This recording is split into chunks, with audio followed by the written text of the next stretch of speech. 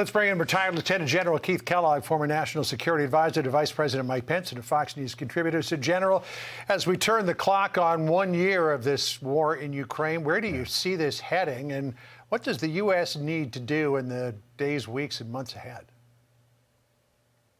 Yeah, John, thanks for having me. Look, this is an endless war, and this was very, very bothersome to me.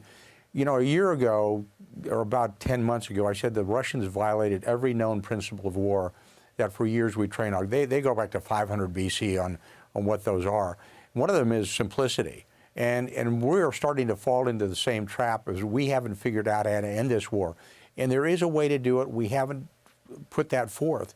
And that's what President Biden needs to do. He needs to say, look, this war can be brought to a conclusion. It needs to stop. The American people are going to get very dissatisfied with it by putting all of this money, and there's no end state. Look, he's got a great bumper sticker. As long as it takes, as much as it takes, as long as it takes. That's not a strategy, and that's not a policy.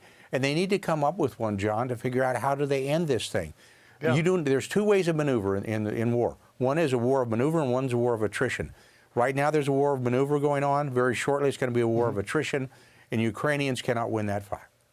You said we're spending all these billions of dollars to keep Russia bogged down, it would seem, and we're throwing another $2 billion at it, which includes additional ammunition for the HIMARS system, more 155-millimeter artillery rounds, munitions for laser-guided rocket systems, drones, both attack and surveillance, secure comms equipment, funding for training, maintenance, and sustainment. No F-16s in that list, which Ukraine is saying, give us those and maybe we can beat these guys. Yeah, well, John, I've heard this before where, you know, we say we're going to give them, not give them, then we end up giving it to them. No Abrams, we give them Abrams. No HIMARS, we give them HIMARS.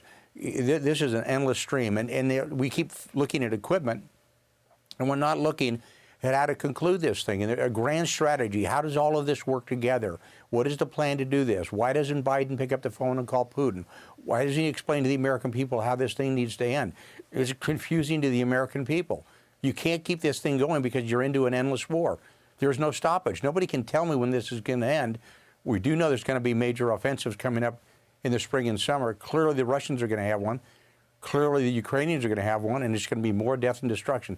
Look, when I was in Ukraine, you look at a country that's lost major cities, Mariupol or Izmail, or countries like Izium, and you look at a country that's 1/3 of their population are now refugees. You look at 100,000 Ukrainian soldiers dead. You look at 150,000 Russian soldiers dead. Is this going to keep going on?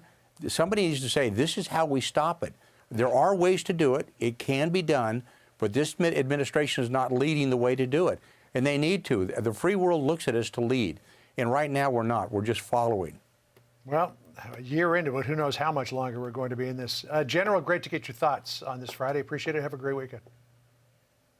Thanks, John. I'm Steve Doocy. I'm Brian Kilmeade. And I'm Ainsley Earhart. And click here to subscribe to the Fox News YouTube page to catch our hottest interviews and most compelling analysis.